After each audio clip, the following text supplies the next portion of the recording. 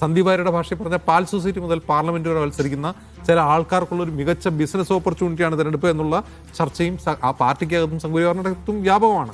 അവിടെയാണ് ഒരു സ്ഥാനാർത്ഥി എന്തുകൊണ്ടാകും എൻ്റെ മേൽനോട്ടത്തിൽ മാത്രം പണം വിതരണം ചെയ്താൽ മതി എന്ന് തീരുമാനിക്കുന്നത് എന്തുകൊണ്ടായിരിക്കും? കാരണം അതുപോലും കൃത്യസ്ഥലത്ത് എത്തുമെന്ന് ആ പാർട്ടിക്കകത്ത് ഉറപ്പില്ല എന്നുള്ളതാണ് ഒന്ന്.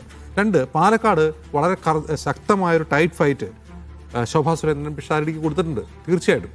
പക്ഷെ ആ ടൈറ്റ് ഫൈറ്റിനെ മുഴുവൻ നിഷ്ഫലമാക്കുന്ന പ്രകടനമാണ് നമ്മൾ കണ്ടത്. ഇപ്പോൾ ഇങ്ങനൊരു സംഭവം ഉണ്ടായെന്ന് കരുതുക, അത് എന്തെങ്കിലും പറഞ്ഞ് അതൊന്ന് ഡൈവേർട്ട് ചെയ്ത് വിട്ടുകൊണ്ട് തെരഞ്ഞെടുപ്പിലേക്ക് പോകേണ്ടതിന് പകരം അത് റിപ്പോർട്ട് ചെയ്ത മാധ്യമങ്ങളിൽ ഒന്നിനെ, അത് ആദ്യം റിപ്പോർട്ട് ചെയ്ത മാധ്യമത്തെ ഒറ്റ തിരിഞ്ഞ് ആക്രമിക്കുക, അത് BJPയുടെ തന്നെ രീതിയല്ല അല്ലേ? കൃത്യമായ ഉദ്ദേശമുണ്ട്. ഇവിടെ അത് ചെയ്തുകൊണ്ടിരിക്കുന്നത് BJP അല്ല, കേരളത്തിൽ അത് ചെയ്തുകൊണ്ടിരിക്കുന്നത് BJP അല്ല. അതാണ് അതിൻ്റെ ഒരു പ്രശ്നം. അപ്പം അങ്ങനെ ആക്രമിച്ചുകൊണ്ട് എന്താണ് അത് പറയാൻ അതിൽ ഏറ്റവും തമാശയുള്ള കാര്യം, ആ സ്ത്രീ എൻ്റെ കാറിൽ കയറിയോ, അപ്പോൾ ദൃശ്യങ്ങളുണ്ടല്ലോ, അത് ദൃശ്യങ്ങളിലുള്ളതല്ല, അതെൻ്റെ നിഴലാണ്. വെള്ള സാരി എടുത്ത് അല്ല വെള്ള ചുരിദാറിട്ട സ്ത്രീ അല്ല മുല്ലപ്പൂ ഇട്ട നിഴൽ. അപ്പോൾ അതിനിന്ന് മറ്റൊരു സംഘപരിവാർ നിരീക്ഷകൻ കളിയാക്കിയിട്ടുണ്ട്, മറ്റേ നിഴലായി ഒഴുകി വരും ഞാൻ എന്നുള്ള ലക്ഷ്യപ്പാടില്ലേ, അതിട്ടൊന്നും കളിയാക്കിയിട്ടുണ്ട്. അതായത് സംഘികൾ തന്നെ ശോഭ എന്ത് ചെയ്യാണ്, ട്രോളിക്കൊണ്ടിരിക്കുകയാണ്. അങ്ങനെ ഒരു ട്രോൾ മെറ്റീരിയലായി ഒരു സ്ഥാനാർത്ഥി, ഒരു വിജയസാധ്യതയുള്ള ഒരു സ്ഥാനാർത്ഥി മാറുന്ന കാഴ്ചയാണ്. അത് മാത്രമല്ല, പാലക്കാട്ട് അവരുടെ പ്രോസ്പെക്ട്സ് മാത്രമല്ല അത് തകർത്തത്, മൊത്തം BJPയുടെ ഒരു ഇമേജാണ് അതിലൂടെ. ഇതിനകത്തൊരു കാര്യമുള്ളതെന്ന് വെച്ചാൽ ഇപ്പം ഹാർഡ് കോർ സംഘ് വോട്ടിനൊന്നും ഇത് ഒരിക്കലും ബാധിക്കാൻ പോകുന്നില്ല. കാരണം ഞങ്ങളുടെ നേതാക്കൾ കുറച്ച് പൈസ കൈകാര്യം ചെയ്തു, അല്ലെങ്കിൽ ഞങ്ങളുടെ നേതാക്കൾ ഏതെങ്കിലും കലാപക്കേസിൽ പെട്ടു എന്നുള്ളത് അവരുടെ ഒരു വിഷയമല്ല. ഞങ്ങളുടെ സ്ഥാനത്ത് ജയിക്കുക എന്നുള്ളത് മാത്രമേ അവർക്ക് ഉദ്ദേശമുള്ളൂ.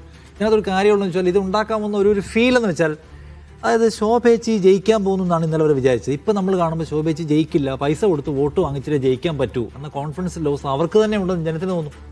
അതായത് നോർമലി ജയിക്കാൻ പറ്റില്ല എന്ന് അവർ ഉറപ്പിച്ചു, എന്നിട്ട് പൈസ കൊടുത്തിട്ട് ജയിക്കാനുള്ള അവസാനത്തെ കളി കളിക്കുകയാണെന്ന് വന്നാൽ ജനങ്ങൾ അവരുടെ പോരാട്ടത്തെ വിലമതിക്കും എന്നുള്ള പ്രശ്നമുണ്ട്. രണ്ടാമത്തെ കാര്യം, എല്ലാ വിഭാഗം ആളുകൾക്കിടയിലും അക്സെപ്റ്റൻസ് ഉണ്ടാക്കാൻ കഴിയും വിധത്തിൽ വളരെ കാമൻ ക്വയറ്റായിട്ടാണ് ശോഭാ സുരേന്ദ്രൻ പോയിക്കൊണ്ടിരുന്നത്.